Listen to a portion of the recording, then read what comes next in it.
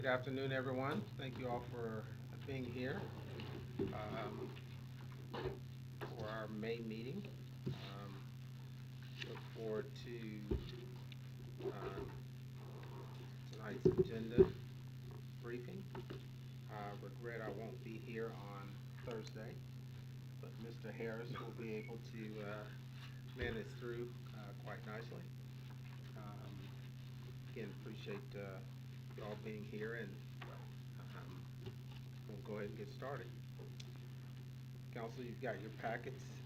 Is there any adjustments to tonight's agenda?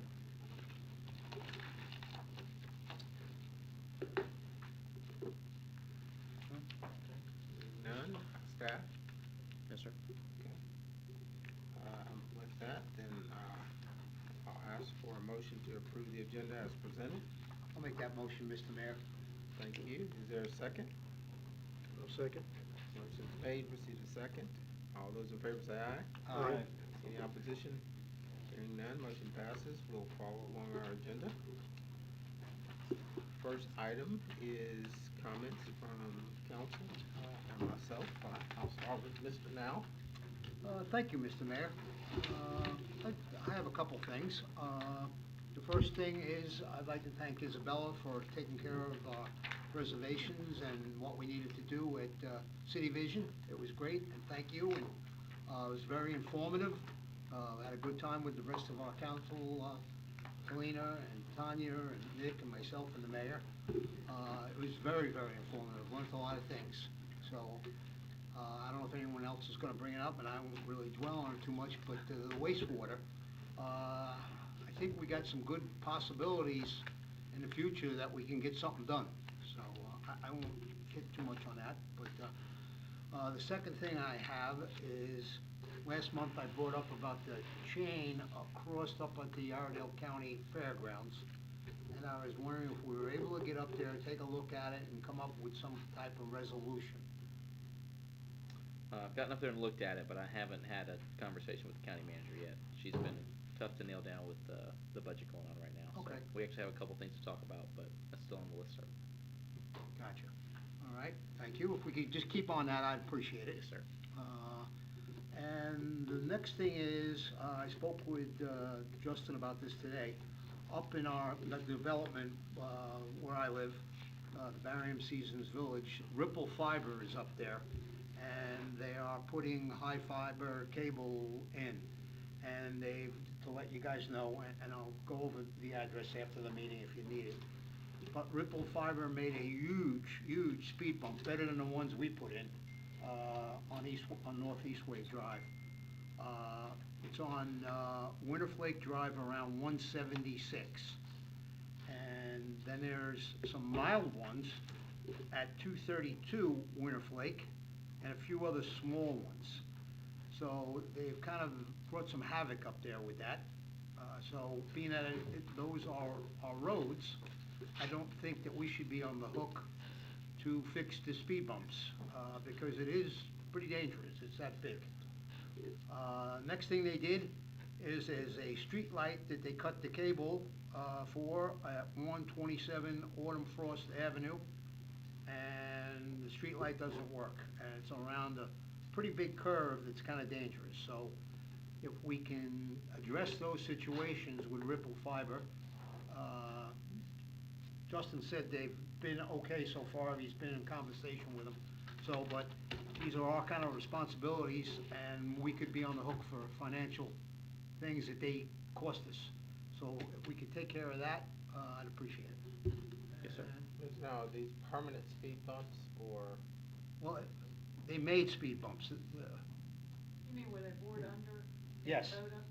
I got a report today that it also happened to our greenway, where they went under the greenway on the way south. I need to go look at that. Okay, yeah. No. I mean, they're better speed bumps. They made, by shooting underneath the road, better speed bumps than we actually made on Eastway. But they're a challenge to. Oh, they're definitely a challenge. There's one huge one. I mean, you'll come out of your seat when you hit it. And then there's a mild one, and there's a couple small ones. The couple small ones, I'll be honest with you, I could live with it. But maybe Austin or Justin can go up there and, take a look at it, but it needs to be fixed. I mean, it's all road. I've already talked to them on all those addresses, and, they're supposed to be fixing it. Okay, I'll keep you, Yeah, I ride by there, just to check them every once in a while. gotcha, They gotcha. are supposed to be on there. We're not gonna pay for it. Right, thank you. Because there's no, unfortunately, there's no communication. There is communication, but there's none, unless you speak Spanish, with the people that are up there working, so. Yeah, see. That was good. I could say see, that was about it. So. No, but thank you, Mr. Mayor. Mr. Jarozinski? I resonate a lot of what Councilman Now said about the trip to Raleigh. It was really great to connect with not only our own council members, but other council and take some classes to strengthen communication and other aspects of holding these positions in the town. And the tour of the wastewater facility, even though we're probably very fortunate to be back, I don't ever want to go to another one. It was very helpful in understanding what, challenges might be ahead of Troutman for having our own wastewater facility and the massive expense that comes along with it. So, a couple of things I did want to bring up for discussion and maybe adding to in the next few meetings. I was going back through some old council minutes to see how things were before, and also following some other councils and talking with other council members after last month's incredibly short meeting where we didn't really conduct any business or have much of any information of the community shared, that we entertain bringing back a few things like coffee with a cop, business spotlight, and education spotlight to our monthly meetings, to kind of draw the community in, the businesses in, whether it be the business owners that come in and give a little presentation of their business in the community, or just new businesses, or how that may look. And then the education spotlight, it looked really really exciting how there used to be students that would come in on monthly meetings, and teachers would orchestrate that, and they'd give updates from the school and kind of connect the town with the school. And we have, 6 schools here in Troutman municipal limits, and we're not really connected with any of them other than our resource officers.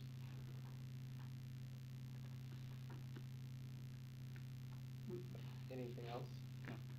Mr. Mayor, if I could just have like maybe 2 more minutes, I just forgot some things about the city vision that we went to. Nick and I spent some time with both of these vendors, and I already spoke with Emily, and I'll give Emily these things. One was with Duke Energy with LED lights. It was tremendous, the difference. And one, if we could maybe discuss, possibly, we spoke with our Christmas decoration people that take care of the town, Mosca, and Nick and I spoke to them about maybe adding about 4 more feet onto the big Christmas tree right outside here. If it's within the realm of the budget and we could add it to the tree, I'd like to see us make that tree a little bit more bigger, so it stands out now, but I want to really stand out so people will come and see our decorations and spend some time in Troutman and go to the restaurants and businesses here and spend their money during the holiday season. But it was very rewarding talking to these vendors that service our area, and got great feedback on how well Troutman treats them and they treat us. When they seen Troutman on our shirts, they were like, hey, you guys are great. And so our staff that deal with these people throughout the months are really building great relationships with these vendors. Thank you. Thanks, Mr. Mayor, and thanks for coming back to me. Thank you. Ms. Harris? Of course, I too was at the City Vision Conference last week, and made some great connections, not only through the town, but through my job that really pays me. But it was good to see people who were specifically tied to the technology department, and after speaking with them, they were asking about other things, so I made connections that way as well. So Also, this week is this, Central Lina COG meeting, and it's open house, and Gene Howe, Gene Howe, Doug Hendricks, Sean Turner, and Kenny Godwin. I don't really know who he is, but he's with Love Valley. We're representatives from Iredell County, so we'll all be attending, that meeting this week. I've been encouraged to reach out to them because they haven't been attending a lot of the meetings, so trying to get them, get Iredell County represented more at these meetings, so, that is all I have, Mr. Mayor. Okay. Thank you. Ms. Bartlett? I think everybody's pretty much covered what I was going to say, so I don't wanna repeat it, but I do wanna also say, thank you to Parks and Rec for taking care of, obviously, all the snakes that are in the dog park, it sounds like. So, thank you to whoever's going out and taking care of that issue, but, yeah, I have nothing else, but, I will say that City Vision was very educational, and I'm very appreciative that I was able to go, and I got to spend time with other council members, so I really enjoyed it, and feel like I got a lot out of it. Mr. Mayor, can I also say thank you to Isabella? Yes. For all the work that she did to get us four there, and, well, six of us there, and all the work that you did. Thank you, Isabella, we appreciate you. No, you can't say that because that wasn't my note. Annie already said it. Yeah, but I was gonna try to elaborate what you said. Three times the charm. Didn't even ask to come back. Mr. Harris? Well, I wanted nothing to say about City Vision because I wasn't there. But I was in Durham the day before. At Duke Chapel for a big service for my sister, passed away, so that was really great. But also, I did want to take time to thank Gina for such a good job with our budget retreat presentation. That went real well. That was a lot of work on your effort. Of course, it's still going on, but just how much we appreciate you. That's all I have. Thank you. So I will reiterate, again, thank you, Kim and Isabella, for all the work on City Vision, including making sure our hotel rooms were secured, no issues, I don't think from anybody. It was very smooth and well done. So again, thank you for that. Appreciate the councils who were able to go. I think it always gives us an opportunity to not just network with other municipalities, but also learn about what's happening in the state and some of the issues that some of our other municipalities are trying to address. Very similar challenges, I think, around the state, and also shows that we're no different in a lot of ways, but very different in other ways. And so, again, great to have you all to take time out of your schedules to be there and learn and be able to come back and contribute to town of Troutman those learnings. I appreciate the again, conversations that we had as a council at those meetings, and having Justin there. Justin's somewhat of a superstar around the state, and I don't know too many people that I didn't get to meet that didn't know Justin. Again, appreciate him taking the time to be there and shepherd some of those conversations as well. So again, well done. And I did want to piggyback on Mr. Harris' conversation around the budget retreat. I appreciate the way it was conducted, and Gina and all the department heads focused on kind of the priorities that we discussed at the strategic planning retreat and bringing all that together. And so I thought it was well done, and always an opportunity to learn how we can do better, but clearly it keeps us all rowing in the same direction. So thank you all for your participation and facilitation of that meeting as well. So with that, I'll turn it over to Mr. Longino for any staff comments. Thank you, sir. Other than the agenda items we've got, I just wanted to mention that last week was Municipal Clerks Week, so right in line with all of the thanks from City Vision, our clerk and deputy clerk continue to do a great job for us.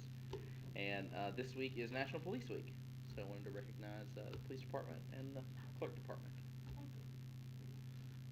I forgot to mention the clerk's week, so again, we were given thank you, so appreciate that.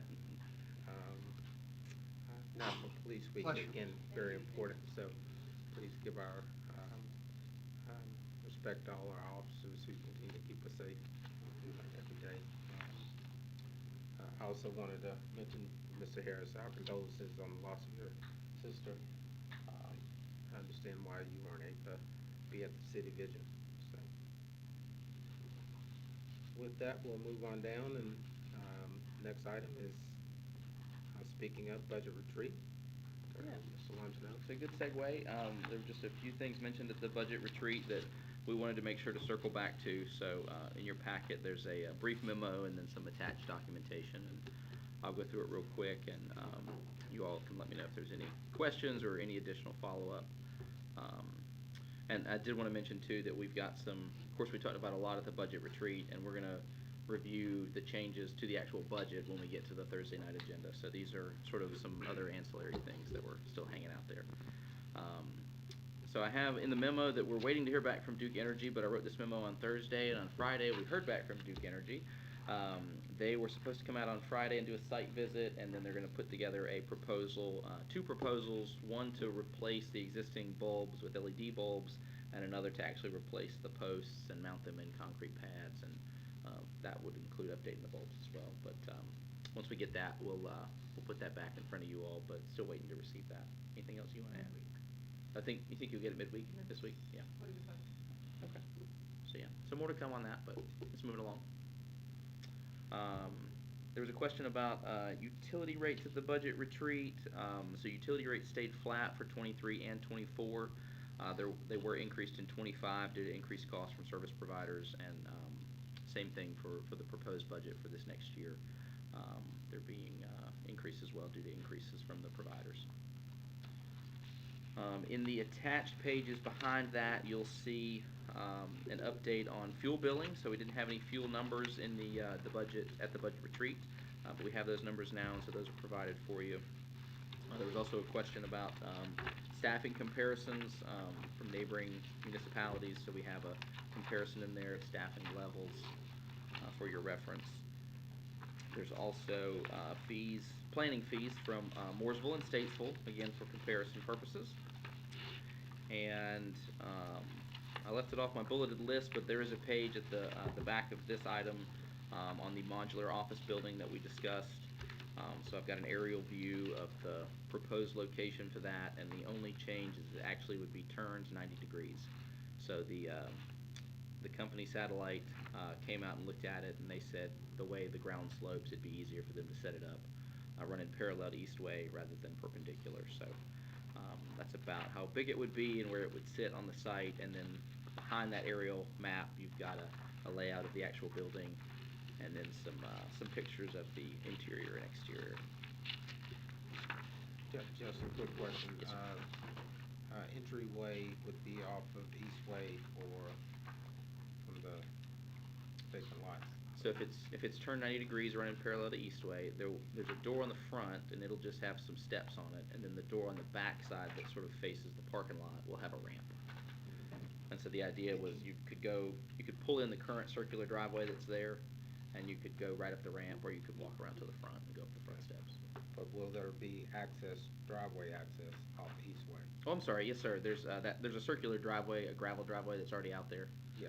And that'll So you remain. would So keep that. it'll be to the side of that. Yes, sir. Okay. Justin, is this what it looks like that? Yes. Look like those mobile classrooms right over at the That's hideous. middle school. Yeah, it's the same kind of thing. Yep.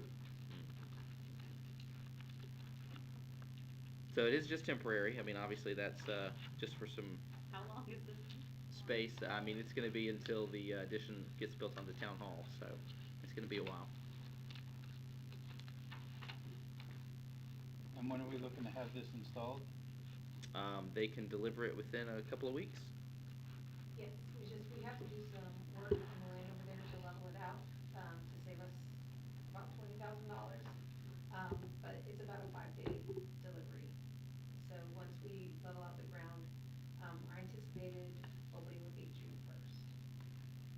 this something we need right now, or is this for the upcoming budget requested employees? I mean, it's something that we need right now, but once we get the budgeted employees, yeah, definitely need it. I mean, we've got multiple employees in one singular office in multiple instances, so. And this is just over, what, 2,000 square feet, or how many square feet is it? You have the square footage, Gina? It's 60 by 36. Yes. Do the math on that one. Yes, sir, 2,160 square feet. This is what I was referring to. I did the math. So maybe there's some landscaping that could make it a little bit less. I think we should hide it. It is, but. Behind another building. Yeah. Behind planning and zoning. Well, we had originally looked at sort of putting it behind planning and zoning. The only spot it really could go there, though, is in the actual parking lot, and then it eats up parking lot spaces, which we already don't have enough parking lot. So I got a question regarding the parking lot and this. We own more of that green space next to the parking lot, don't we? Yes, sir. Is there any opportunity to expand that and expand our parking lot? Because at our events, I mean, we are over parked on it, if I'm not mistaken, and the park's full, and you know, we're adding a building with another 12 vehicles probably at some point. Yeah, I mean, there's definitely space there to expand it. Okay. And we own the space in between where this building will go and planning. Yes, sir. So we own, if you look on the map there, that house that says 344, that's one of our rental properties. So we own from there up to Scroggs. We Right. own all those. So question, why not move it closer to planning? There's a tree right in the middle of that parcel, and that circle driveway's there, so. Yeah, I don't see that, okay. Does this come pre-wired with, all of our IT and everything else, or? No. No, it comes pre-wired with electrical, and then the plumbing's roughed in and everything. We just make the connections to the sewer and water taps. The IT stuff is, there are boxes there, but there's no actual wire run. So fish and wire through.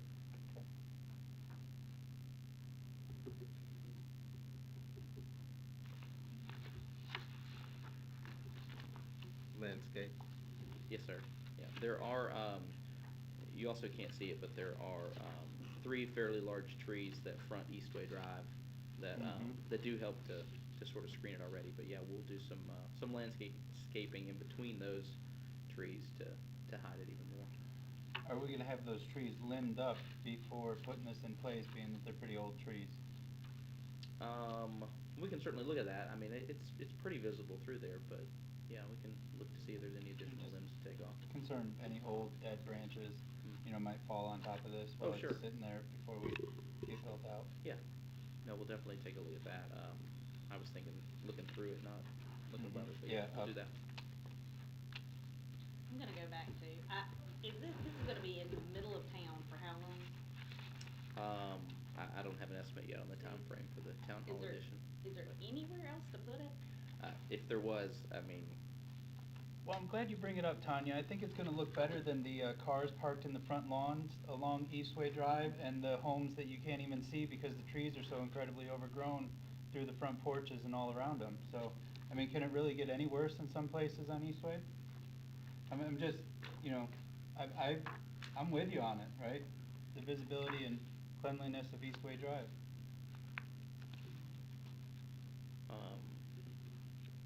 Yeah, the other issue to the location is water and sewer taps. So there's already a water and sewer tap there because there used to be a house there, and we'd have to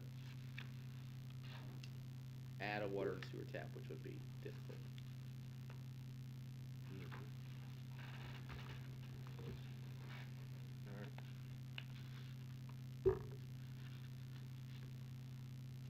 Sounds like that's it.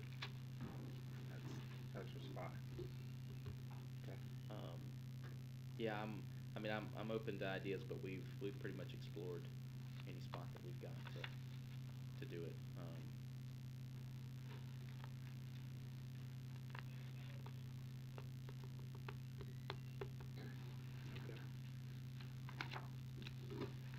most cost-effective spot, if I'm not mistaken, just for the Yeah. sewer and the water that you mentioned, right? Yeah.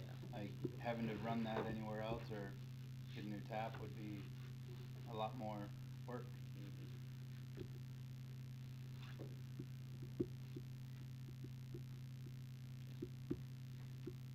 Do we need to approve it?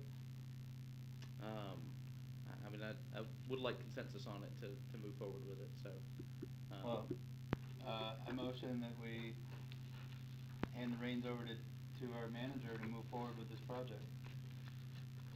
Motion is made to move forward with the project. Is there a second? I'll second. Okay. Any further discussion?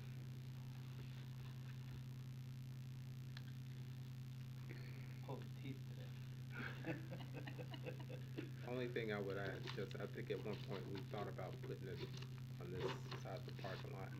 Now you take up that parking to a certain extent. There's probably not a tap over there, so. There's not, that's the biggest challenge. The Yeah. other is we could put it in the grass, we looked at Right. that, but with the building addition, it's gonna pretty much be in the Impede way. that, yeah, Mhm. yeah, that's true. Okay. No other question, no comment? All those in favor say aye. Aye. Any opposition? Hearing none, motion passes. Good news is, if we get too many complaints, we can just accelerate the expansion process of town hall, right? That's right. Good conversation. All right, so, again, we've got some updates when we get to the actual budget, so after that, if there's anything else from the budget retreat that we've missed, please let me know. But the next item is discussing murals. So there's two items in here. The first item is a proposal from the artist who reached out to us a few months ago about the Jim Lauderdale mural. So he's got a package in here with examples and actually shows some renderings in downtown Troutman of places that he looked at, and then gives us a price of, trying to make sure I get it right, I believe it was 12.5. Yeah, somewhere between 10 and 15, just depending on cost, but normally they average around 12.5. So there's that item, and then there has been some discussion around changing the rules for murals. So the page after that proposal is a draft of a text amendment that we've got for you all to consider. Basically, Andrew took the existing UDO and then incorporated some different standards and requirements, and then updated the table of uses. So wanted to provide you all that for discussion. If you all want to move forward with this amendment, it does require a public hearing, so we can get that scheduled for the June meeting and either leave it like it is or have some discussion now and in the next couple of weeks before that meeting to then put it on the agenda. Any comments on the, I'll start with the mural, and then any comments on the ordinance? I have a comment on the mural, not the ordinance. Okay. Do we have any volunteers that are offering up their building for this mural at all? Sorry. We haven't talked to these building owners specifically yet. We actually looked at several other sites, so there are several options. But no, we don't have a definitive location for it. Okay, thank you. And if you could help me out, what is the reference with this gentleman that we're gonna put the mural of, with Troutman? Is he born and raised here, or? Yes, sir. Yeah, he was Okay. born and raised here. What type of singer was he? It's he's a country folksy singer. Gotcha. Does the gentleman still have family or relatives that still reside in the town? I don't know that he has familial relatives. I know some people that live here that know him, so he still has a connection here. And I'm sorry, I had emailed this out previously, so I'm should have included that in here. That's got No, references to his song style and his background and everything, so I apologize for that. no, no. And I think part of this, Mr. Mao, was through the North Carolina Museum Hall of Fame. They're going around the different communities, working to do some of the murals of famous people in the towns. So I think that's part of the reason or the request. I didn't have the research on it necessarily, but for musicians that from North Carolina putting those murals up, and I've seen a lot of them, if you will, throughout the state. But yeah, I think that was part of the request. Because the costs on like the Pepsi murals that we have on our building, that didn't really incur us any financial money. Am I correct on that? As far as I know, it did not. Gotcha. Remember it correctly. Is there any way to possibly, we could get a Facebook to help?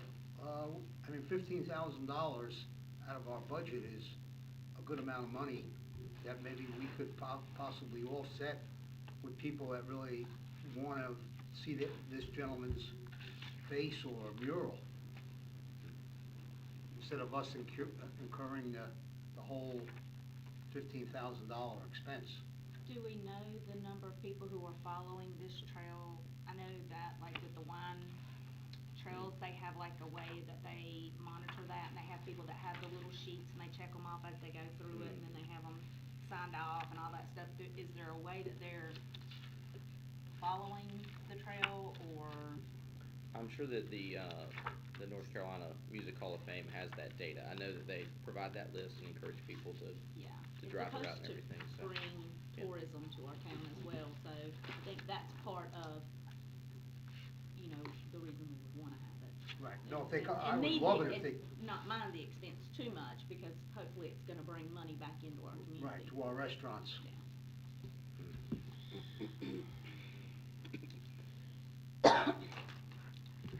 Well, I think that's a valid point to add in with the review of the mural ordinance. It's kind of late to enact all that now with all the footwork that's been done to get this one. But that is, one thing I'd like to see with the public engagement process of any future murals, to engage who may want to fund or help fund the any additional murals in our downtown or other districts that will allow them. I might add, just from an arts perspective, we're limited in the amount of art, and we've had the conversation prior, but that, again, I don't know what this looks like or how taxing it is on the staff, but if there's a way to think about how do we fund art, maybe from citizens who might want to see it, and at least make that offer. And again, I would just add not just murals, but art in general in the town. Well, art and others, I think along the lines of the QR code I had requested last year, with different opportunities to earmark funds towards and kind of donate them to the town so that they go towards those specific projects. Yep. But maybe an additional, right, we have, you mentioned it's in the park, right? So it's additional parts for just arts and downtown arts. May require Gina to have a restricted account. Now she'll have fun with that. Be a great addition to the social district. That was what I thought to ask, Yeah. if that's a possibility down that way later. I know that's not a done deal, but, What, the social district? Yeah, what's a possibility? Where later? I'm sorry. like Flying Building? Oh. What is the art possibility down there? Ah. Yeah. I don't know if that was in your possible sites or not, but. No, it wasn't. We didn't look at it down there. We just stayed I just to think that would be a downtown. really good spot Yeah. considering. Mm-hmm, yeah. Okay. All right, so, any other thoughts on the actual mural? No, motion that we approve it. Motion to approve the mural, by the North Carolina Museum Hall of Fame or in collaboration with them. Is there a second? I'll second. Motion is made, received a second. Any other question or comment? All those in favor say aye. Aye. Any opposition? Hearing none, motion passes.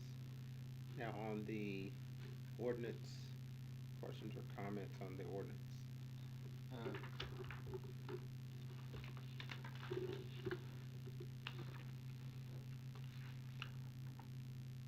Now, right now, it's only in what district? It's like the building down here was out of that zone that have one, right? The way it reads now, it's allowed in basically your downtown central business district. And also your neighborhood commercial district, we have like 3 properties in town that is zoned that. It makes no sense to have that. So the way this is written is it's allowed in any district, and we're also including public art along with murals. This could include sculptures, statues, anything. Anything along Greenway that might come up, and that could be any zoning district there is. But the caveat to that is anything that ultimately be approved by council. So we're not so much looking at zoning anymore, we're looking at, our town as a whole, whatever's coming forward is gonna be approved by the council. And so this lists review criteria, and then there's also just a draft sort of framework for what we would look at that would be prohibited versus that criteria to be approved. So staff can look at that initially and say, well, this is definitely a no-go, or it needs to look like this, or be changed this way or that way.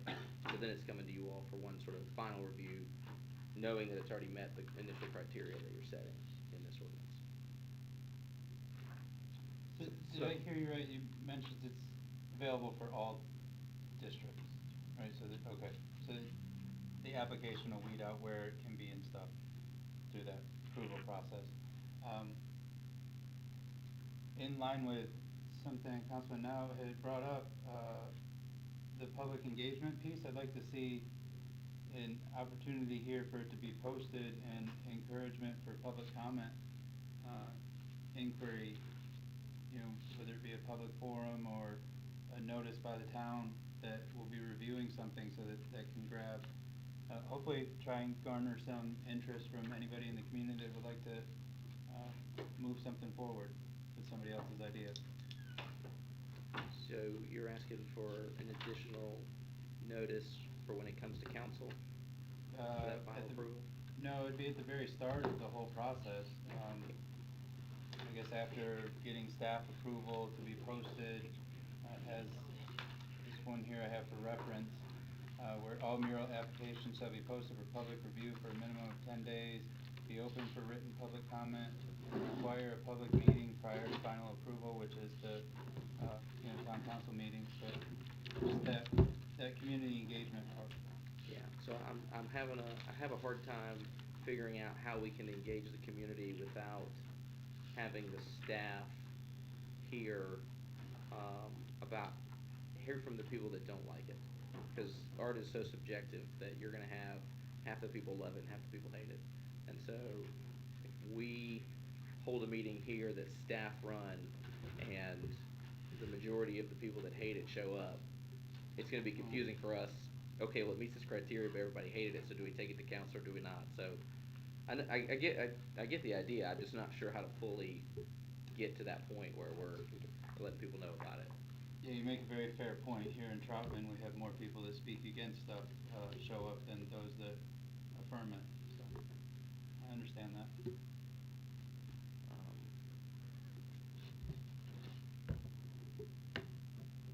Let us think through that, though. I mean, I think there's definitely a way for us to, at a minimum, post it on our social media and our website to try and get it out there, to get some of that feedback. And this, you mentioned it covers all art. This covers the, we've had, some internal talks about the hydro paint for the greenway for like bikes or other things, or murals or stuff, so this would cover all that as well. And there's no restricted zones on that, so, if somebody inside of a neighborhood wanted to do this out in front of their house, they could do an application, and for even does this cover for like parts of the greenway if somebody wanted to adopt a part of the greenway and paint it out? Similarly so to like Charlotte's Greenway, the rail trail there, there's different areas in front of businesses that are painted out with ground mural. Does that cover all this? Okay.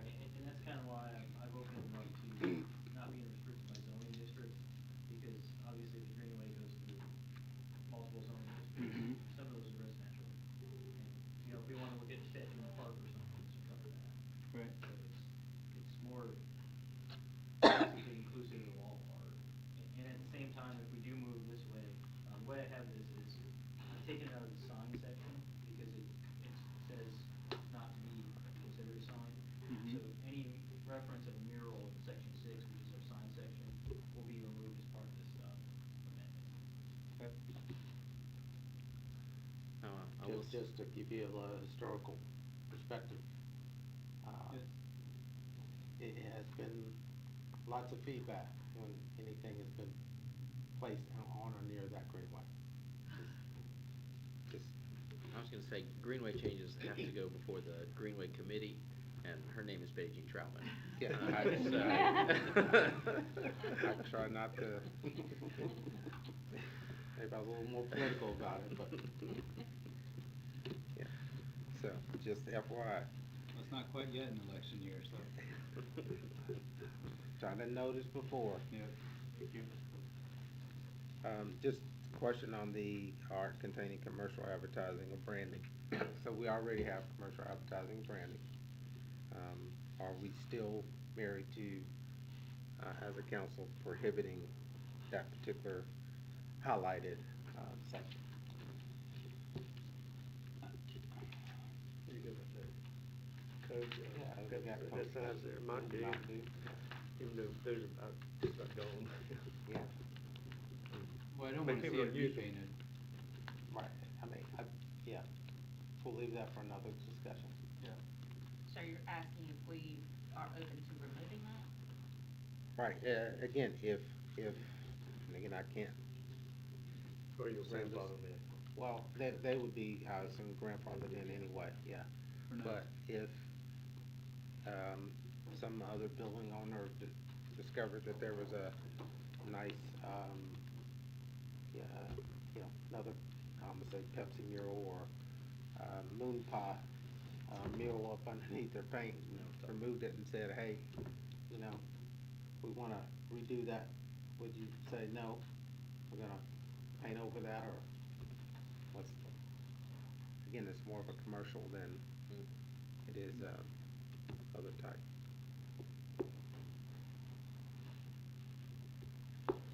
Thoughts? Well, I like that it's prohibited. I don't like that we're really advertising all these sugary drinks that are really under attack by our health secretary right now, so. Or we're just talking about businesses branding and having a picture of like a big motor on the side of their building because they rebuild motors. Yeah, That could be kind of that, branding. yeah. I think that refers back to the signs ordinance, right? If somebody owned a repair shop and wanted to put a big motor on the side of their building, that would fall under signs, wouldn't it? That would fall under art if it was a big Well, picture. there is a gray area there, but if it's advertising something the business does, it's most likely to fall under the side of things. Mm-hmm. Okay. Mural would be more like a gorilla on the side of a mad monkey, because they're not the same. I'll leave that for another discussion. Okay, all right, we're good. I just wanted to bring it up, make sure we were aligned. Okay. So, thought process, motion to, or just a recommendation, everybody give with council, coming back with this in June. I'm good with it. All right, okay. Just a caveat to that, so this will be going in front of planning board at the end of this month. Yep. Okay. As part of the process. And then it'll come back to us to tear it apart again, right? That's right. All right. All right. Next item is the swap box policy. So a swap box is something like what we have out here in the town hall parking lot, the blessing box. We have one for, let's to the human blessing box, and then we have a pet blessing box. Would also include the little free library and stuff at the depot. So we've had a request for an additional swap box called a trinket trade box, and it was at that point that I thought we maybe need a policy for how to handle all these boxes that we've got and have proposed around town. So what you have in your packets is a policy that outlines where they can go, how you have to have approval from the property owner, who's going to maintain them, what they have to look like, how they have to be operated, that type of thing. We are close to having some existing boxes that may need to be removed or at least need to be repaired and haven't been. So yet another reason for having a policy that sort of speaks to that. So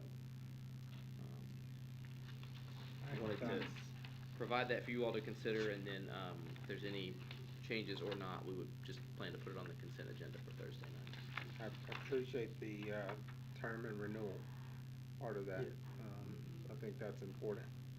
And I assume there's some type of application process that will occur and provide appropriate notice. I think as we've talked about, if at least the prior boxes were to be maintained by those who made the request, if that's not happening, then the only thing I would say is at some point it could be removed.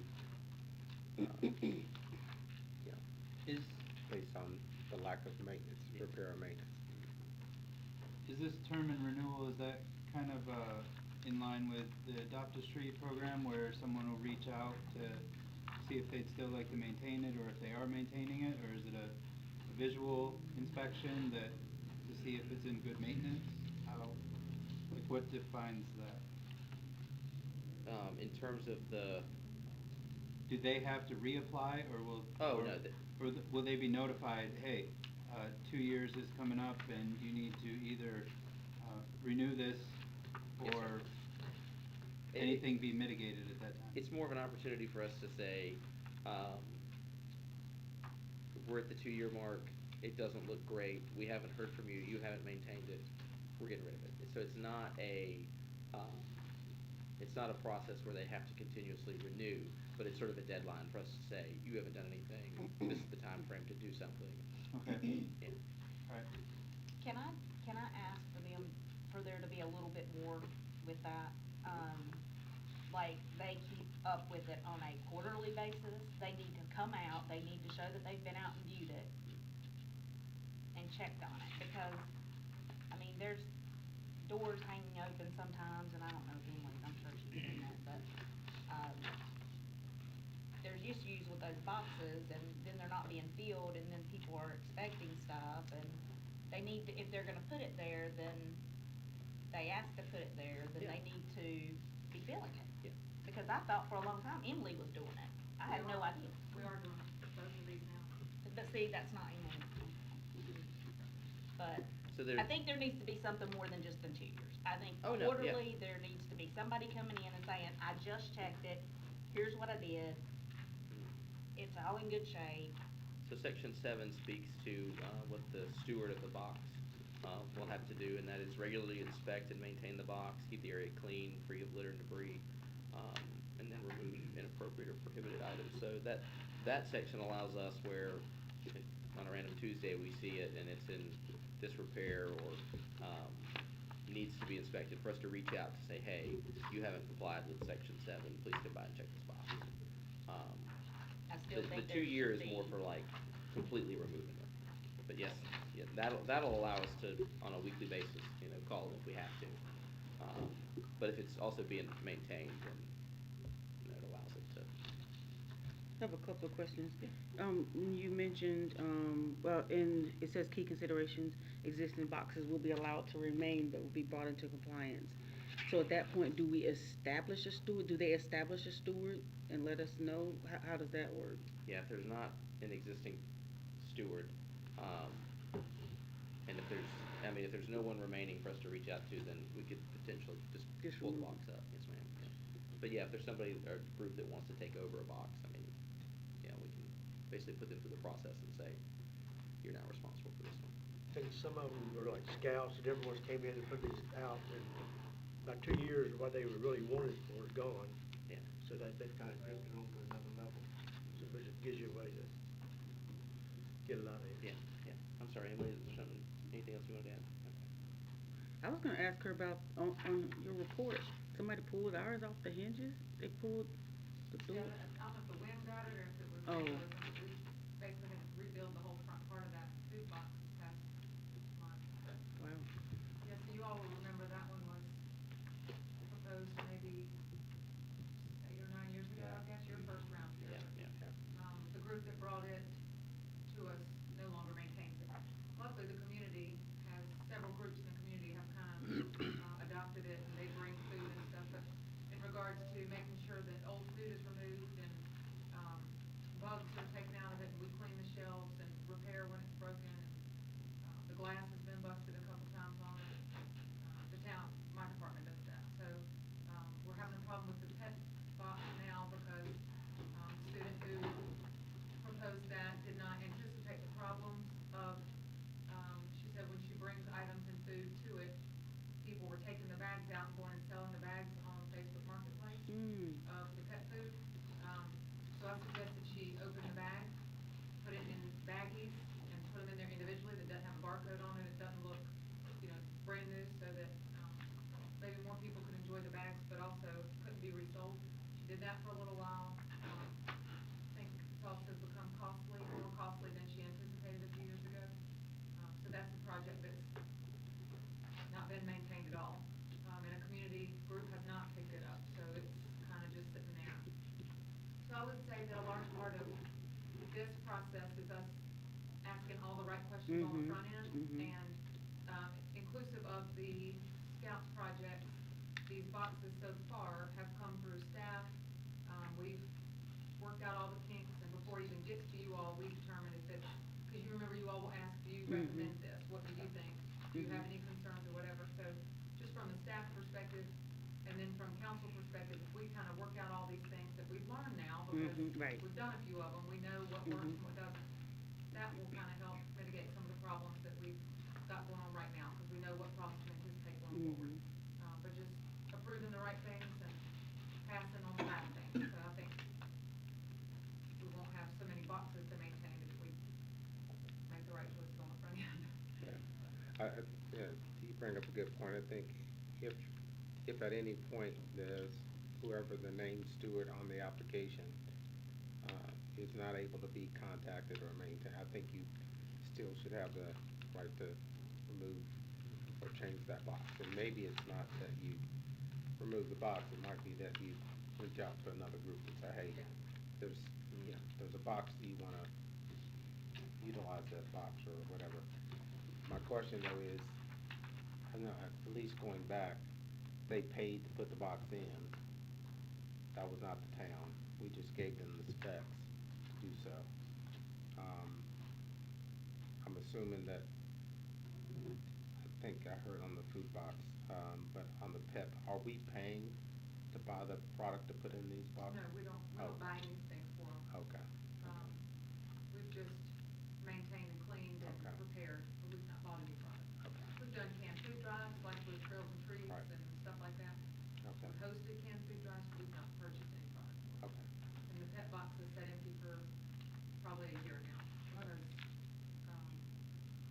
the student who proposed it is Not unable able to do it.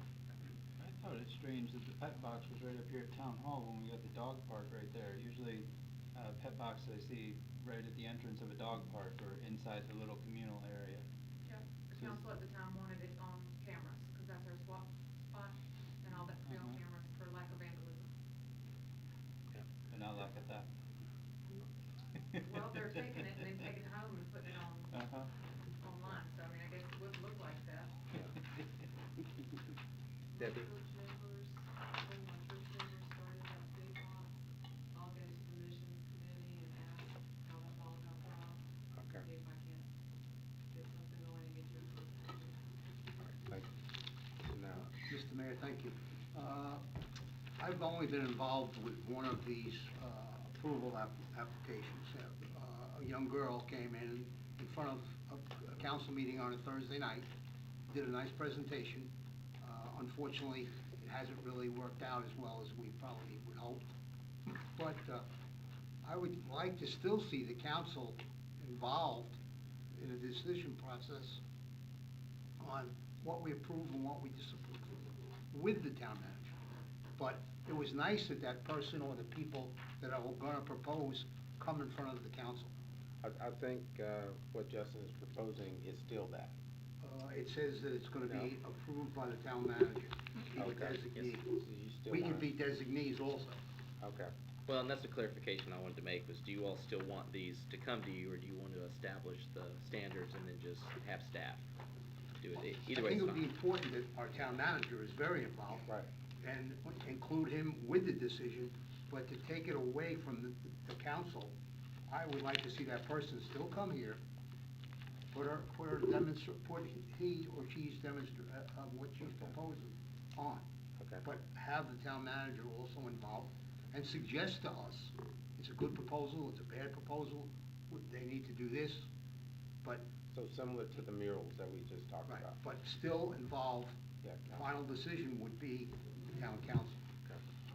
Sure. Good with that? Yeah, we can do Okay. that. Okay. All right. I mean, I was thinking if we didn't wanna go that far with every one of them, cause some of them are just kinda trivial and probably repeat of prior denials, that at least it'd be presented to the town council upon approval by the manager and some appeal process to the council for any denials. Yeah. Yeah, we can do that. I mean, we'd certainly make sure it met all the standards, so it's more of the actual presentation and everything that you Right. all are gonna get to see. But yeah, we can add that language for approval and for an appeal. I mean, if they don't make the approval through you, Yeah. we certainly don't want it brought to us. Sure. Right. Yeah. But, well, I think council should make the final decision Yeah. on what's approved and what's disapproved. Yeah, well, it gives two things. It gives an opportunity to highlight it and an opportunity to make sure that they know it's important if they agree to put this outside. Okay. And that's been practiced in the past. We haven't brought it to council until it was squared away in house with staff, so. Okay. All right.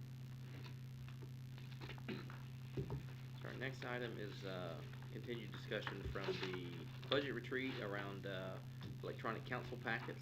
So Ms. Isabella has put together some options. You want to review those? So I talked with several different contacts. I talked with the Statesville City Clerk, and they said that their city council does not have tablets or talked about getting tablets. And she reviewed some software that they currently use. And then the Mooresville town clerk says they have iPads, but they don't use them. And planning board and the board of adjustment used to have iPads. And then the Iredell County clerk for the board said that they use iPads and they love using the iPads. They think that it's great and highly recommended. And then the next few pages are just some options for tablets, and then some software. And if you guys have any questions or concerns or getting anything that you want to help with that potentially too, So Isabella, question, can you speak to the software that they're using, and is that something that, I guess the county has been using for some time? yes, so they use iCompass, so they've been using that for a while, and they really like that. I will say with Granicus, I talked with them the other day, and they have an app, it's for iPads, so they also have a, web-based version of it, and you can use that as like an annotation software, you can write directly on the PDFs through Granicus, and it will show all of the different agendas, so there's that option, which I think is kind of like iCompass, but there is a lot of options regarding annotations, and, you can even do text to handwriting, so that way you can search a document if that's something that you wanna go back and look at your notes, you can save things in different folders individually for different council members. So did you say Granicus has an app? They do have an app, Okay. they do, and it works well on iPad, but they also have a web-based version of that too that seems to work with, just depending on what type of tablet you'd like to all different price ranges for different tablets, if you prefer one over another, that was something you'd wanna explore. Isabella, if we did go to this, okay, I'm kind of an old school guy, okay? I'm finally just getting my VCR and my 8-track player working. So, can we still have a printed, council packet if we, I don't know how well I would do with an iPad.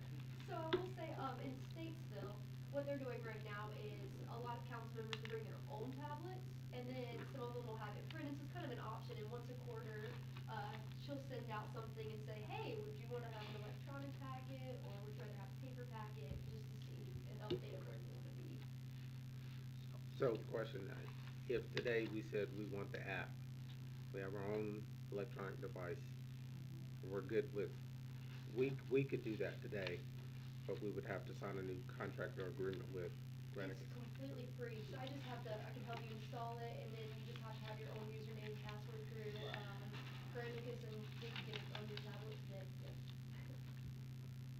But I'm the only one who wants the electronic. I don't want any new electronics, I Yeah. gotta No, know. I definitely want the electronic packet. Okay. Yeah. I mean, I want the electronic packet, absolutely. Yep. Oh, yeah. I need to My go- shelves are full. Yeah, I don't, yeah. I don't need I any will more say, electronics. you can go on the website too, and if you ever wanted to do that as well, if you didn't wanna get the app, you can do it that way, and you can always look that up through some kind of electronic device. But the app, I've looked at it a little bit, and I can explore more if it's something that Do you. we have to create like an account or? We would create a username and, you could create your password. Okay. But on the website too, under agendas and minutes, the whole packet's there. Right. It just depends on what y'all want. I mean, Okay. how far you wanna go with it. Alright, so I'm gonna try to break this down for council, cause I'm hearing multiple things. Let me start with, how many folks would want and or need an iPad or electronic device? Or would even want one? Yeah. Okay. I have my own device. Okay. So 2 devices at this point. Okay. And who would just want access to Granicus if we went that route? Okay. So 3 access via the app. But if you guys got the, if you got the device, you would wanna have Granicus, right? You would Well, of just course. wanna watch YouTube on it or, Yeah, I mean, I want it for town businesses, Yeah. town device. so that would be 5. Okay. Okay. So, Paper. So would anybody else want paper as well? I got a question on the tablets though, the Surface Goes, What's that? like what, are those the ones you can write on, pull up the, was it like the note? Is The it Remarkable, Yeah, that was an option in here. I saw that at the end, They but go with the cheaper of the option. Yes. I'm looking for functionality. Yeah, I don't, so I don't see you can have the Granicus app on a Remarkable. I think Remarkable is just documents that you can put Correct. on it and write on it. That's what I was gonna ask about, I think she's busy right now, but I was gonna ask about that because one option is you just have, the option to do the Remarkable, and there's no apps, no nothing else included, and the other one, you have all the apps and email, all that stuff with it too, so that's the options too, Mayor. As far as Remarkables? say that again. Remarkable, you don't have like the apps and things, well, this, it's in here.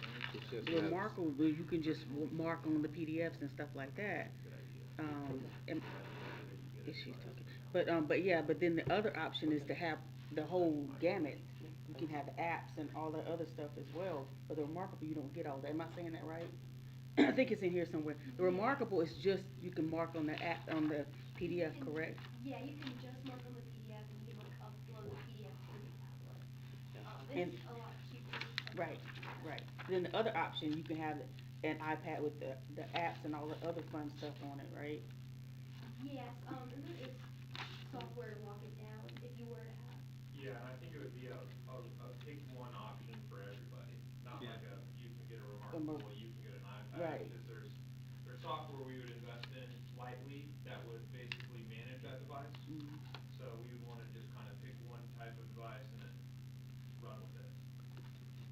So to that point, so for those who bring their own device, That's what's something your, I think we kind of spoke early on. I don't think it's a good idea, in my professional opinion, to do a bring your own device.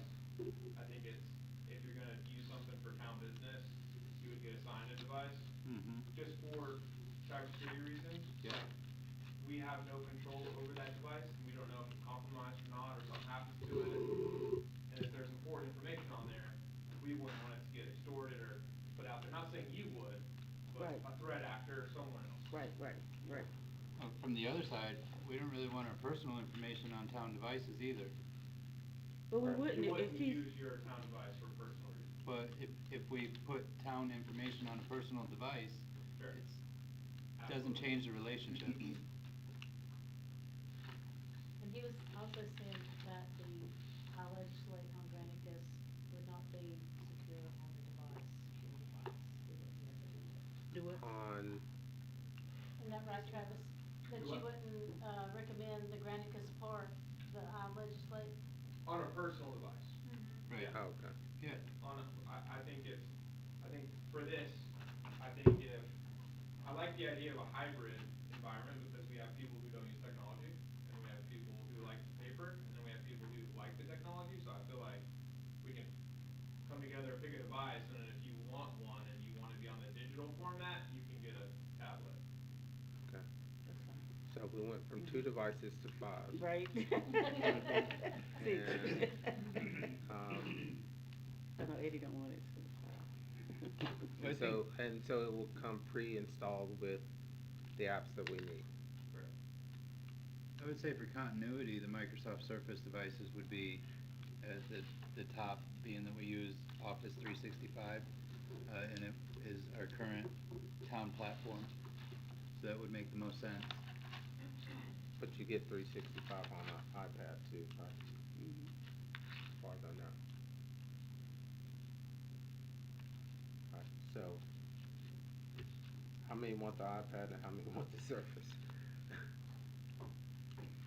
How much, I how personally much like are those, iPads and how better. much do they So, cost? I mean, if we're gonna have to It's- get 5 of them. It's right there in your. Yeah. So the iPads are, so you can really get the minimum, right, I don't think we need the, Airs would be great. yeah. Mhm. So, okay, so it's middle of the road, 579 to Mhm. 799. The Surface is, the Surface tablet, or which one do you? It would be a Surface tablet. So it's roughly about the same. On the top end, it's $799. And either one would have that 365. But iPads are, I mean, the Airs up to the Pros are very limited in what apps and what the availability is for access All to we're different doing things, is so. gonna be opening PDFs and Okay. taking notes, so the Air would be sufficient. The only, I think for ease of use, for someone who might not be super technical, an iPad would be easier for them to use. It's just opening an app and clicking things. The only negative thing about an iPad is we would have to invest in what's called an MDM technology, or mobile device manager. Not expensive at all, but we only have MDM technology for Windows devices at the moment, so be a couple bucks a month. For each device, or Yeah. just overall? Each device. But the Surface Go tablets would be covered under that current? Correct. It's extra $10 a month.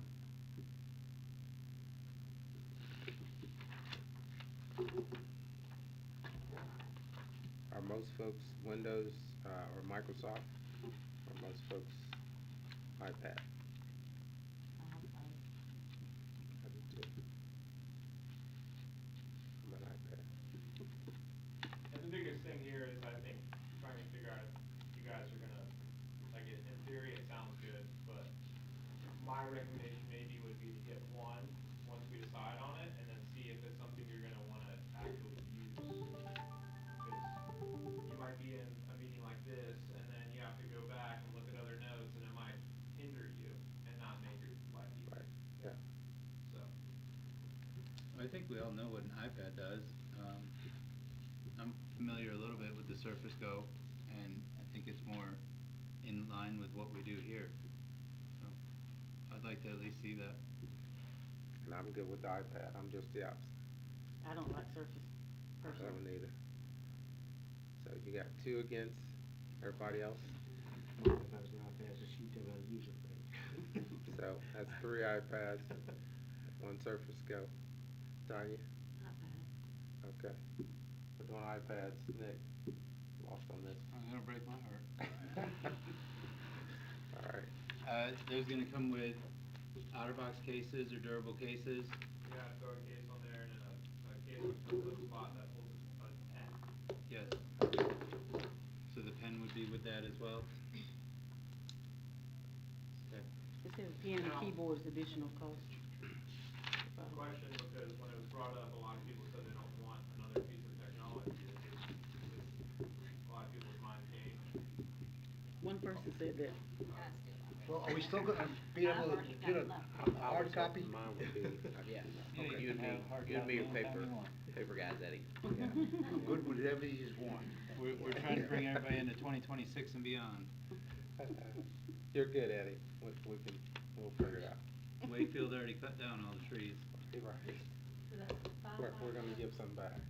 The ones we Yeah, gotta that's right. replant. All right, we're good? 5 iPads. Yes. Excluding Eddie. Eddie said he don't want. I'll pass on that right now. We can always come back That to could be Eddie. one of my campaign promises, that I saved $500 and something. And I'm gonna tell Kim It's more than that. I'm gonna tell Kim to count up how much she cost when she printed your packet. There's no Another savings, conversation. Eddie. There's no savings, brother. Don't, watch your campaign. Okay, we're good? Yes, sir. All right, thank y'all. All right, so the next item is discussing the Troutman Fire Department. So jump in if you want to add anything on the recent discussions that we've had with the county manager and the county attorney. Then I've had some discussions with the county manager and Troutman Fire Department and some of the GIS folks. And basically what it boils down to is there is an issue with the way that they fund the different departments and the way that Troutman Fire Department functions. So you'll recall that we have an agreement with Troutman Fire, and that agreement basically says we, the town, would like Troutman Fire Department to service the town of Troutman. But that's about all that it does, because the funding that the fire department gets is collected from Troutman residents by the county, which is how they do for property taxes. They collect fire tax the same way. And then that money's given to Troutman Fire Department. So from a funding perspective, we don't pay the fire department anything, but we have this agreement that says we would like fire service from them. And that has created a legal issue that the county's attorney has brought to light. So there are really 2 options to sort of solve that issue. One is basically the funding comes through us. So the county collects it, gives it to us like they do property taxes. We give that funding right to the fire department. Not much really changes except for, we become that pass-through for those funds. That fixes the funding and sort of operational issue. The other option would be for the Troutman Fire Department to come underneath the umbrella of the town. I know that's something that's been discussed several times in the last several years. It's something that the county's recent study, fire department study that they had done countywide, I was going to say insinuated, but I think it comes right out and says that needs to be explored. But that is a much more complicated and involved process. So in order to fix the issue, our recommendation is to go to that model where the county collects the money, sends it to the town's the pass-through. But then I wanted to open it up for discussion for us to sort of continue having those conversations about the fire department coming underneath the town. A lot of questions that I have around that, around funding, around personnel, those type of things. But other towns have done it before, so I know it's possible. But wanted to ask you all if that's something that we still want to continue to explore before we go down that route and start turning over all those rocks and figure all those questions out. So 2 things. Just to be clear, everybody's okay with Justin's request to start this process, regardless, start or and or end, by doing it as a pass-through to basically fix the legal issue that the county is having. Is there anything you wanted to add to that, so, okay. I'm completely against that. I don't think that fixes our tax district issue of our municipal fire tax being sent out to other parts of the county to fund their volunteer fire departments. Whereas if we brought them in-house, all that revenue would stay in-house. So I'm gonna ask two questions. First question is, in the short term, we fixed the legal issue by doing it as a pass-through. The second question is then that we need to decide, do we bring Troutman Fire in-house and or determine another route? Yes and yes. Okay, so we're good with the pass-through. Let me Let me ask you or Justin this question.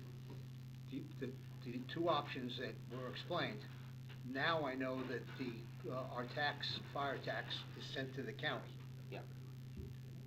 Technically, Troutman Fire Department is still under, I guess if you want to say it, our jurisdiction somewhat, even though our tax dollars are going to the county. If we assume them, we would keep our tax dollars and it wouldn't go to the county. Am I correct? That's correct. So the fire tax charged to Troutman residents would be collected by the county, and all of that funding would come to the town, which Come would then back to go us. to Troutman Yes. Fire. It's just like ad valorem taxes, basically. So they collect the tax on property in the town. And it would not be given to Love Valley or to Mooresville or Statesville or anything like that? Right. Okay. So that's what's happening now. Mm-hmm. That the county, when someone needs a fire truck or needs equipment, the county says, okay, Love Valley, you can get a fire truck, okay? Troutman, you're gonna have to wait, I'm gonna say a year or 2 years till, so all that money would come back to us. 100% would stay in the municipal fire district, yes. But what about their being in the other fire district? How's that, were they covered also in the B and F?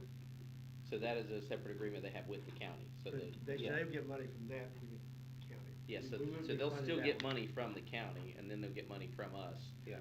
Which will still be the total that they get now, it's just split out between. Cause I was telling Justin, you remember our first retreat? Oh, yeah. That county came and told us why Why they it's- wanted to go that way. Yes, sir.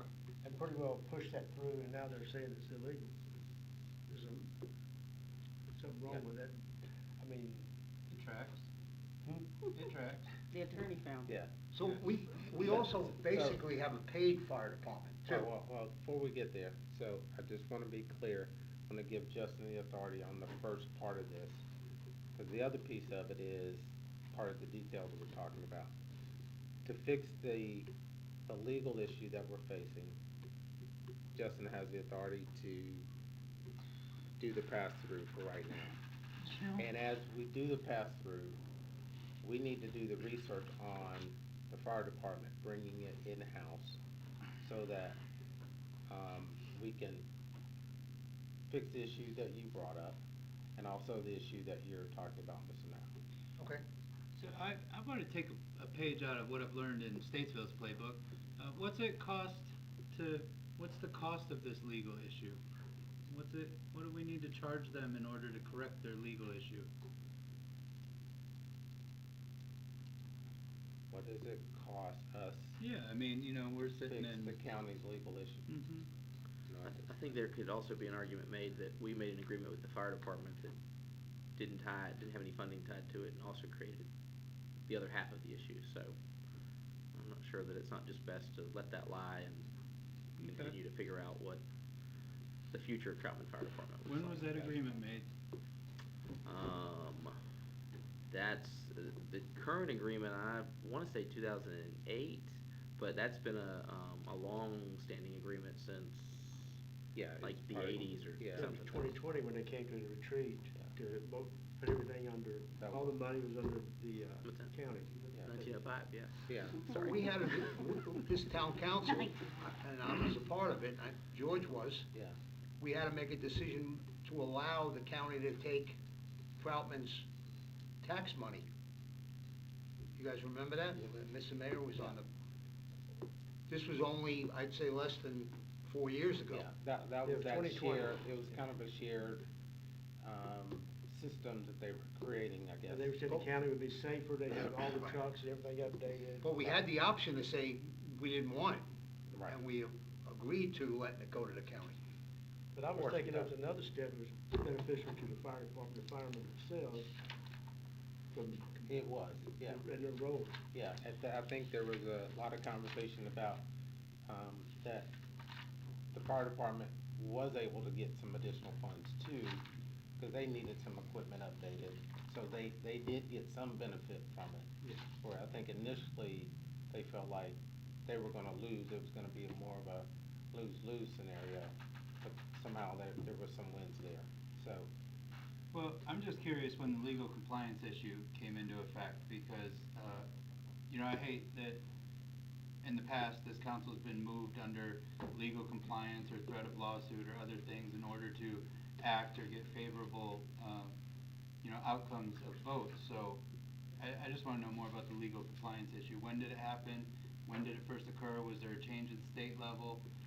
And what compliance are they out of? So I don't have a specific timing on those questions, but I do know that the issue has resolved or resulted from when we have annexed property, like out in the Houston Road, Sutter's Mill area, that actually gets into Shepherd's fire district, and Shepherd is a county fire district, and so when it's a town annexed property and we're treating it like it's a municipal district, but there's not an actual financial agreement with us and the Troutman Fire Department, then it creates an issue between Shepherds and Troutman. So as we've expanded and then encroached into that district, it's created the issue, whereas when it's in the BNF district and in Troutman city limits, it's not an issue, but it still has been an issue, just hasn't been identified because of that overlap with the other district. Okay. So will this take everybody and bring them in, so anybody that's within town limits will now be with Troutman, not Shepherd's? Yes, and they currently are, but that creates a problem with funding, because the other layer to this is all of the tax that Troutman residents pay towards fire stays in Troutman. The confusion comes from folks that are in the BNF district outside of town limits but still serviced by Troutman Fire. That gets mingled with the other county-wide fire districts, and that's where the funding gets a little fungible. But the tax that gets paid in Troutman stays in Troutman. And the issue has come from them actually being in another district but needing to be in Troutman, and so this will clean that up. So everybody will now be within Troutman, so if they have a Troutman address, Troutman Fire Department's gonna go to them, not the others. I'm not going to say that because there are certain addresses that might be in a different fire district, but for the most part, if you're within the town limits, yes, ma'am. Except for that 1 cent additional fire tax in this district, right? Yes, sir. That goes out to the whole county's pot of gold. No, sir, so the tax that's in Troutman stays in Troutman. I have to look into that a little bit more. The studies I saw didn't show that clearly. So the Troutman Fire Department now responds to ETJ fires, if they have a Troutman address, like Tanya's saying, am I correct? If they're within the BNF district, which is the district outside of the town limits, still within their area, yes, sir. Okay. Because like our police department, they don't respond to county calls unless they're called. Unless they ask for backup, yes, sir. Yeah, it's just because they have that overlapping district, so the Troutman district is within the BNF district on a map, but BNF is a separate district from the town of Troutman. And that's where my hesitancy is I mean, like, Barium Seasons is a Statesville address, so I don't wanna say that it's that all Troutman addresses will have that. Most likely, yes, but But now if I called 911 and I had a fire, God forbid, the Troutman Fire Department is coming to my house where I live. Yes, sir, yeah. And the Troutman Police Department, not the sheriff's. Yeah. Or not Statesville Fire. Maybe. Correct, yeah. Statesville. I don't want them there. But I do know this, all the fire departments in Iredell County work under an automatic mutual aid system. Yeah. So if there's a structure fire reported in,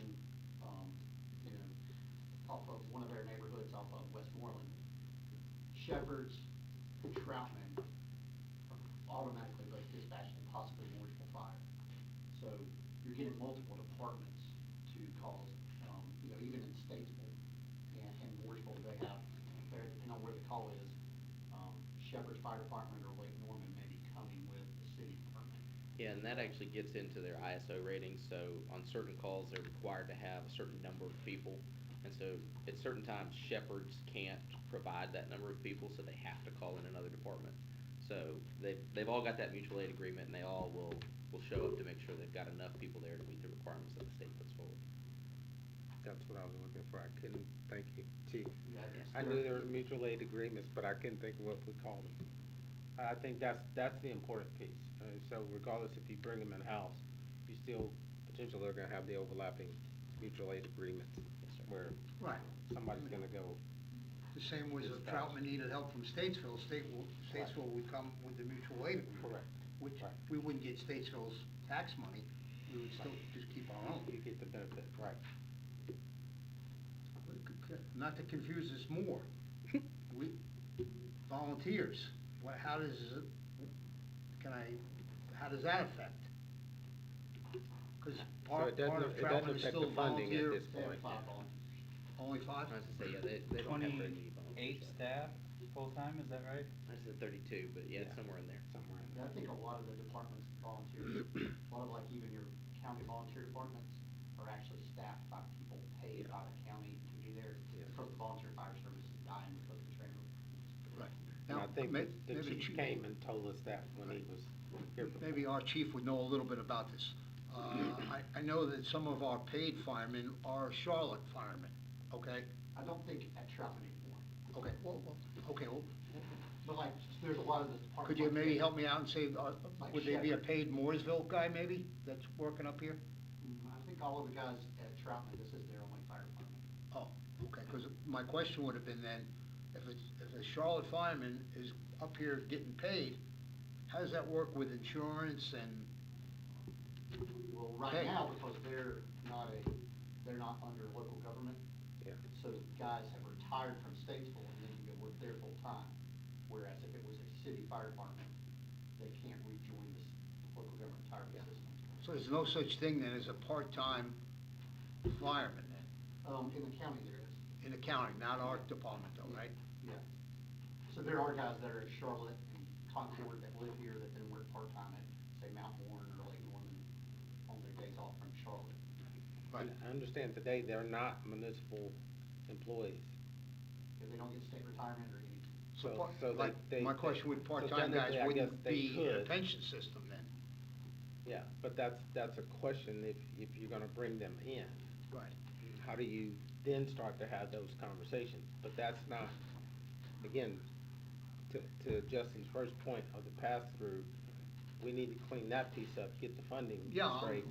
But on the back end of that, it is, looking at some of these issues or questions around, hey, if you bring those folks in, what does that mean when you've got those additional employees? What does it mean for equipment?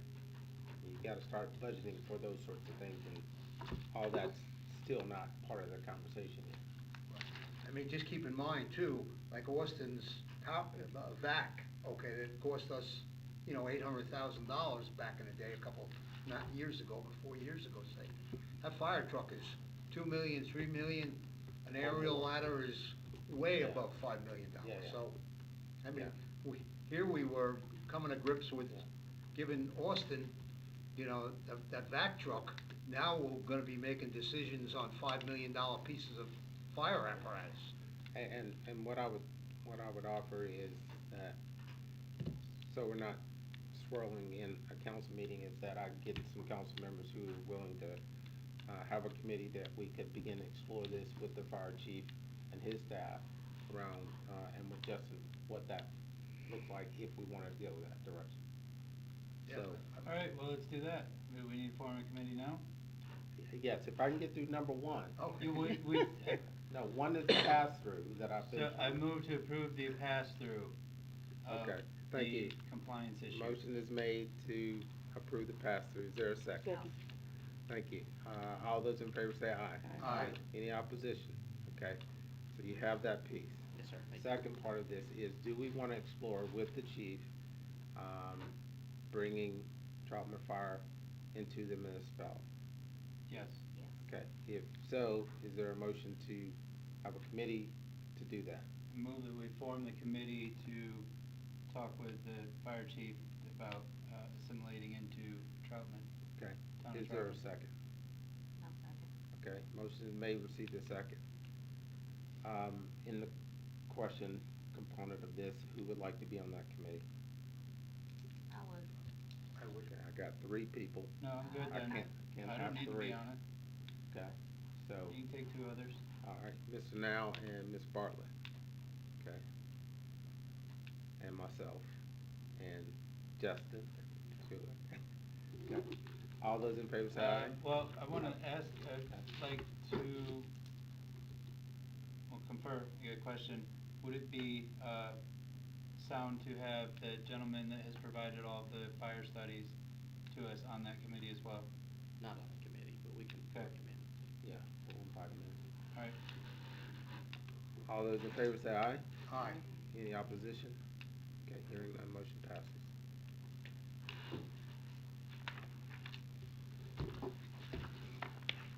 Next item is Thursday night. Yes, sir.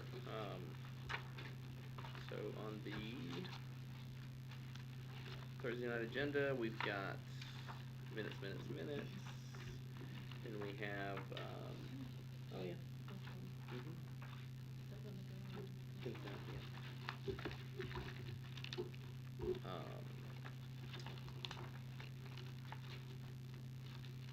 Several sets of minutes, and then, oh, I'm sorry, yeah, and then the, capital project ordinance. Do you wanna mention that? Sure, yes, so we have a capital project ordinance in front of you on Thursday for the ESC park. Right now, that is gonna encompass, the invoices we have for the pickleball courts, the lighting, which includes the construction costs, and then the debt service payments for the lighting. And then I put a little more extra in there, with our 27 budgeted transfer into that fund. And then as the years go on, and if the council chooses to continue to transfer general fund into that capital project, we can come back and amend this ordinance as, with the regular budget ordinance each year.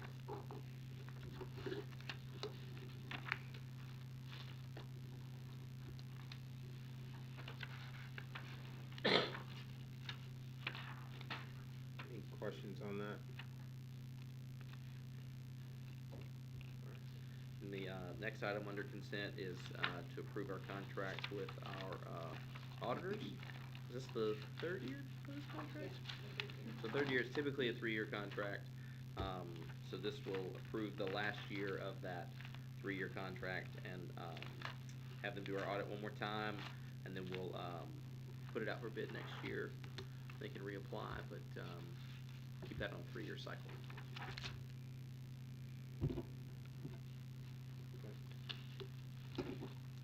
Any questions on that? It's good just to have an auditor, so. Sure, we're happy to hear that. Moving to, new business, we've got Citizen and Organization of the Year. So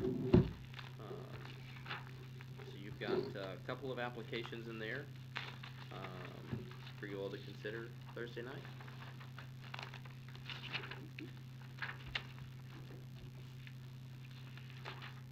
Any questions on those?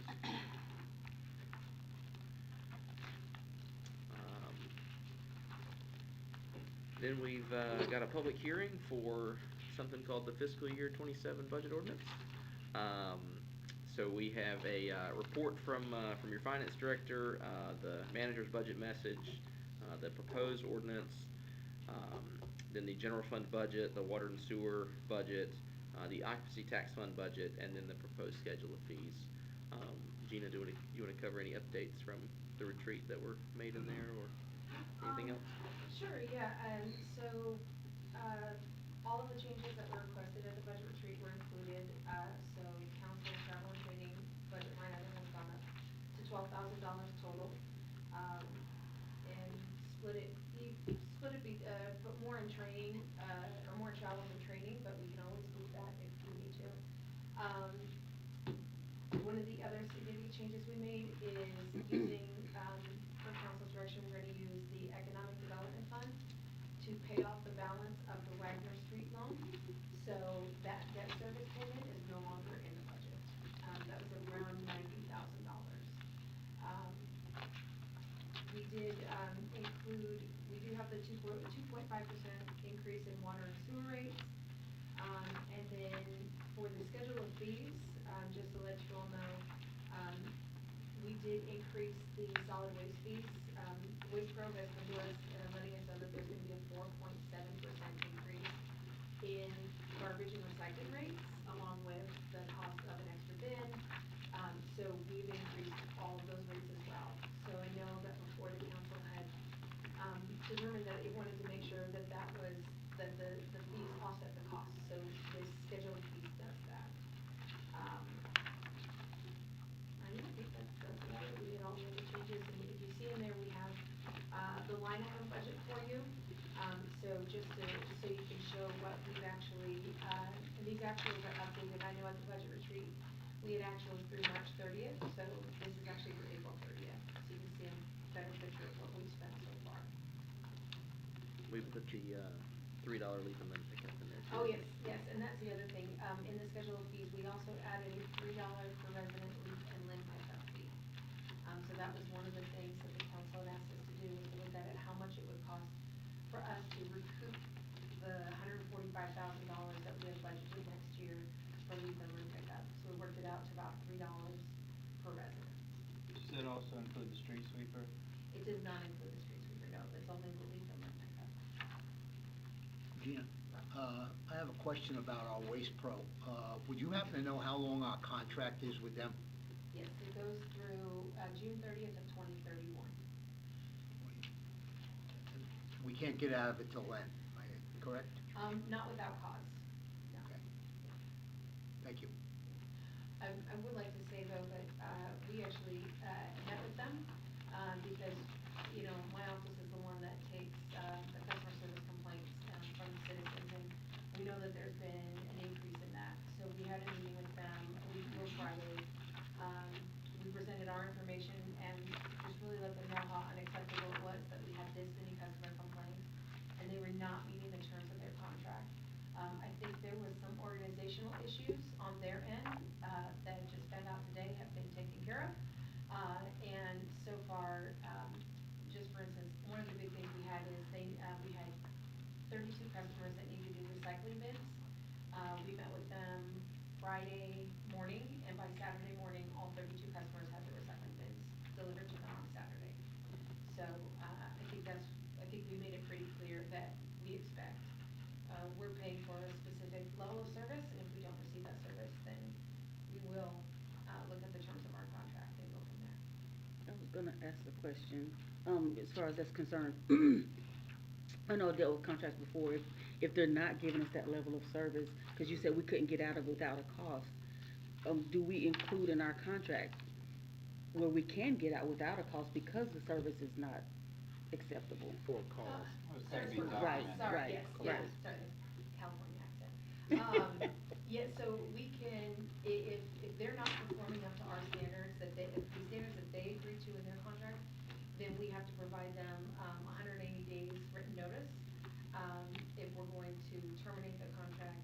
But there's also provisions in there that we need to work with them, and we need to say that. So the meeting we had last That's the first Friday part was of it. pretty much our notice. Right. That we are watching this, and we're making sure that it never gets kind of out of control again. The operations manager for the area, her and I will be speaking on a monthly basis, going over each of the complaints to make sure that they are meeting the level of service that we expect from them. Okay. Gina, Thanks. is there a time limit in terms of giving them to remedy whatever the cause is in the contract, or do you know? Yes, so actually, they put in a provision in the contract for liquidated damages, and several of them, just one off the top of my head, is that if they mix recycling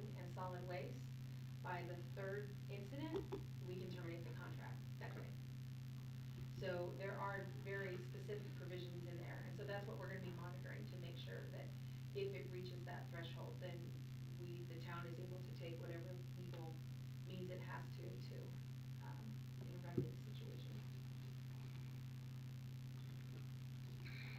Questions? Yeah, I got two questions. One, I'd like to discuss the governing body budget. It asks that be at 5%, as we just discussed. The contract for trash goes up 5% every year, our rent contracts go up 5% every year. I think that it would be fair to say that our compensation should also match that 5% every year, as every other cost is in line with it. So, and what I would offer is, that would be council decision to, I think it's under, investment of people in Justin's notes. So would be, 5% there. Is that what you're asking? Yeah, it's currently at 3%.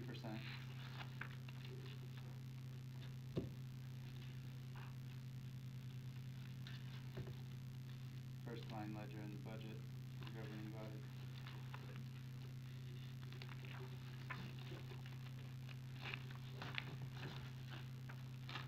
Just so I'm clear, so 3% COLA for staff, 5% COLA for council, and then the 3% merit just for staff? Mm-hmm, correct, yep.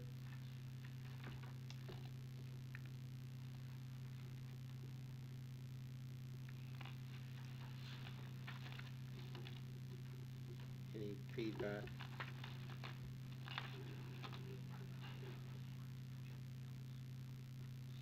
You wanna make that a form of a motion and we can discuss it formally? Once I hear crickets.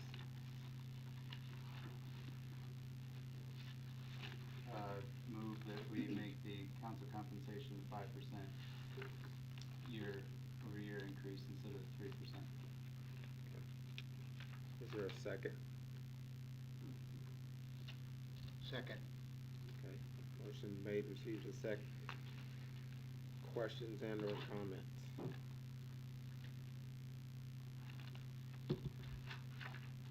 So I'm seeing 3%, where are you seeing the 3 on the others? I mean, 5 on the others? Well, we just discussed the trash contracts going up 4.7%. All of our, Rentals. I don't know, rentals go up 5% year over year. All of our properties, my personal mortgage and rent go up 5% year over year, be it insurance costs or dock fees or whatever else comes along with it. It's kind of like the cost of living. Well, we're at 3 now, Mhm. instead of 5. Yep.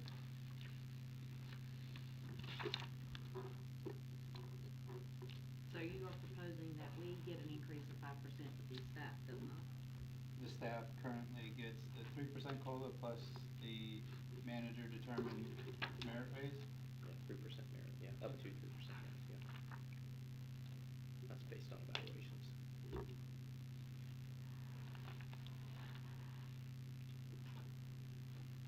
Other comments?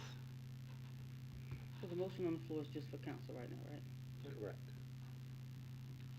We're not changing Well- anything with the current staff policies. Yeah.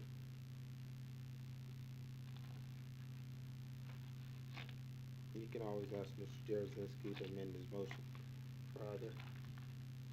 I just don't feel comfortable giving myself a Me raise. either, I do not at all.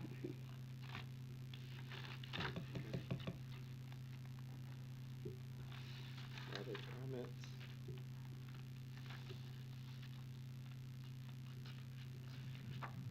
I'll call for the motion. All those in favor say aye.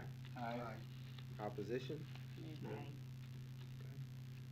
Noes have it. Okay.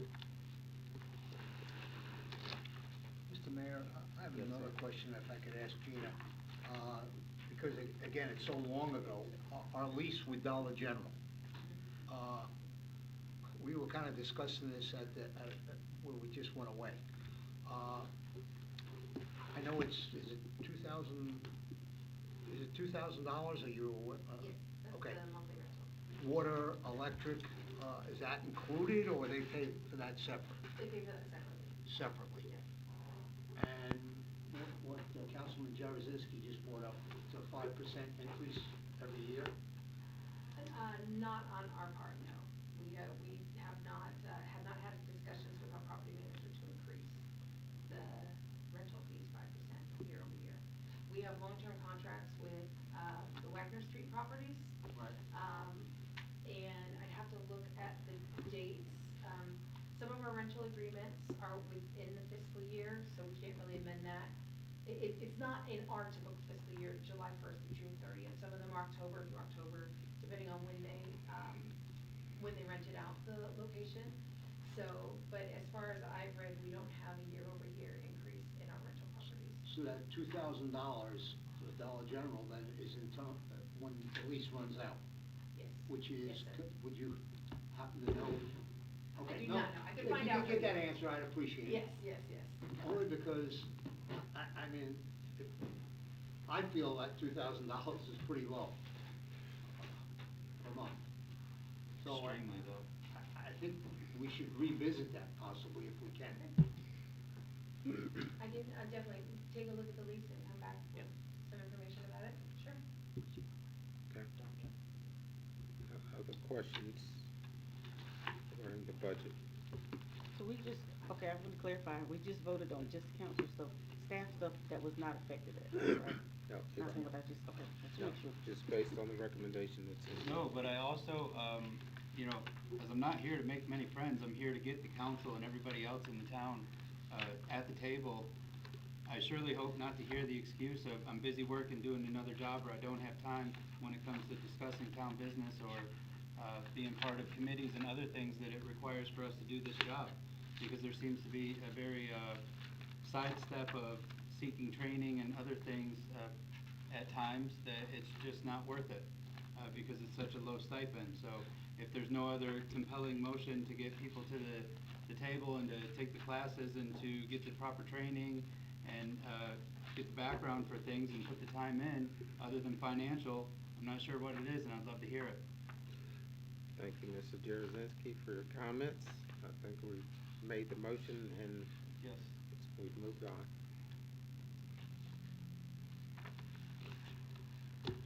No rush with that either, I don't need to know.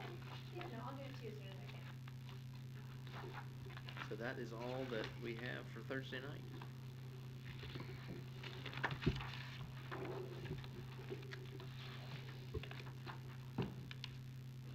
All right, next item is a closed session pursuant to General Statute 143,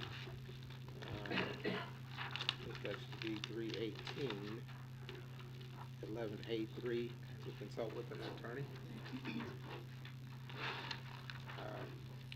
Is there a motion to go into closed session? I'm sorry, sir, there's a second one on the next page, too. And 143, 318, 11AS to discuss economic development. Thank you. Is there a motion to go into closed session? Motion to go in closed session. Is there a second? I'll second.